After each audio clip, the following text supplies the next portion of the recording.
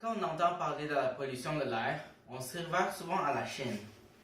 En effet, ceci est une grande problématique présente dans ce pays. Moi, je me trouvais très chanceux. Pourquoi? Parce que auparavant, lorsque je voyageais en Chine, je n'ai jamais vécu une seule journée de smog. À chaque jour, on peut voir un beau ciel bleu avec les nuages qui flottent par-dessus les gratte-ciels. J'adorais ça. Mais jusqu'en hiver 2016, je suis allé en Chine, précisément dans le sud, et j'ai pris connaissance pour la première fois du smog. Je suis descendu de l'avion et le ciel était jaunâtre et grisâtre. J'ai respiré et je ne peux même pas décrire comment c'était désagréable de fumer de l'air pollué. Tout le monde portait un masque et moi je suis quasiment la seule personne qui n'en avait pas. C'est alors que j'ai décidé de faire quelques études sur ce sujet qui est encore d'actualité. Dans ce documentaire, il sera question de comparer la qualité de l'air à Pékin et à Montréal.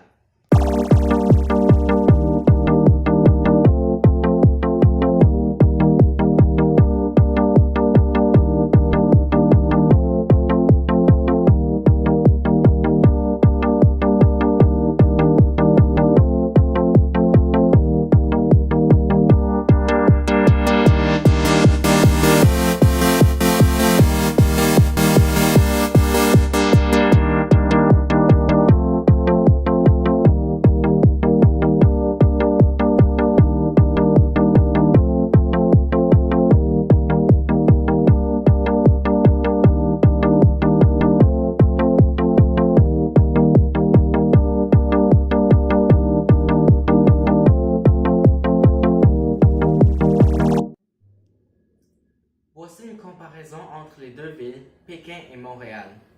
J'ai pris ces vidéos dans un quartier de résidence à Pékin, notamment le mien, et au sommet du Montréal à Montréal. On peut bien constater que la visibilité à Pékin n'est pas si bonne comparée à Montréal, mais ce n'est toutefois pas atroce comme dans la pire des situations. On peut quand même voir clairement à une distance assez longue et au moins il n'y a pas de difficulté à conduire ou à marcher. Pour non seulement les Pékinois, mais tous les Chinois, Montréal est une sorte de paradis pour eux autres. Pouvoir voir un beau ciel azur quotidiennement est quelque chose qu'ils ne peuvent même pas imaginer.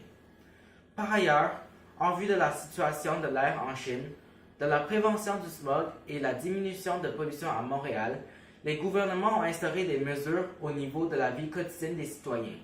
Maintenant, allons en découvrir.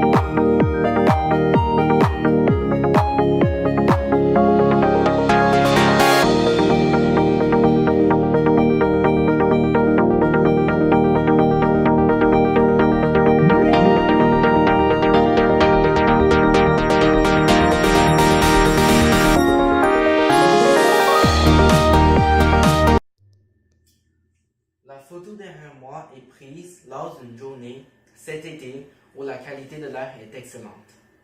Comment on s'est arrivé à une telle bonne chose? C'est par le biais des mesures prises par le gouvernement.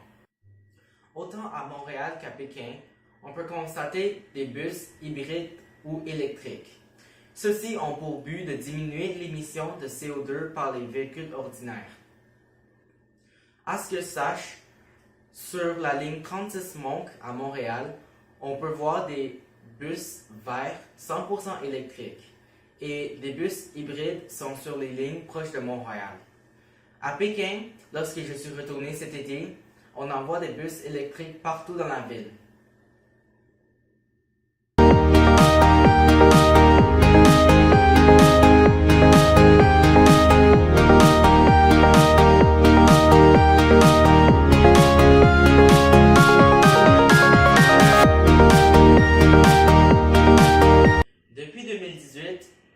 on observe une nouveauté en Chine, les vélos partagés.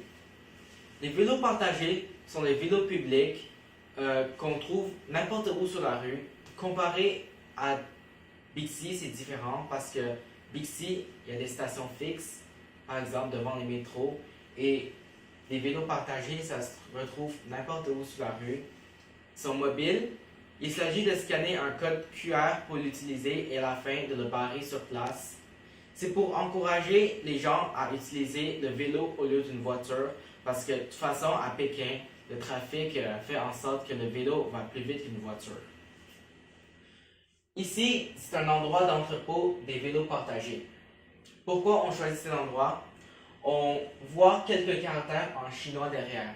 Ça signifie tout le monde doit contribuer à la protection de l'environnement et pour avoir un beau Fengkai, le nom du quartier, il faut commencer par soi-même.